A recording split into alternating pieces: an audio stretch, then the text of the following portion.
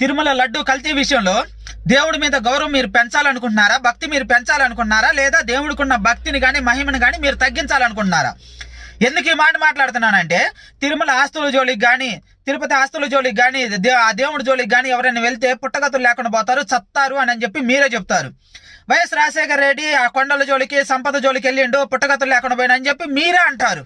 మీరే కొంతమంది చెప్తా ఉంటారు. మరి అలాంటప్పుడు లడ్డూలో పంది కొవ్వు కలిసిందని చెప్తున్నారు. తిరుమల ప్రసాదం అంటే దేవుడి అంత గొప్ప ప్రసాదం ఇంకెక్కడా లేదని మీరే చెప్తారు. మరి తిరుపతి లడ్డూలో కల్తీ కలిపించిన, పంది కొవ్వు కలిపించిన, ఆ లడ్డు తయారు చేపించిన వాళ్ళు ఎందుకు చావలేదు?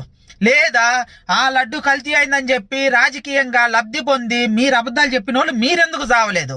అంటే మీరు దేవుడి మీద భక్తిని పెంచుతున్నారా, తగ్గిస్తున్నారా? చెప్పండి. ఒక ఆస్తి జోలికి పోతేనే చచ్చిన వాళ్ళు, మరి అంతమంది భక్తుల జీవితాలతో ఆడుకున్న వాళ్ళని మరి వాళ్ళు ఎందుకు చావట్లేదు?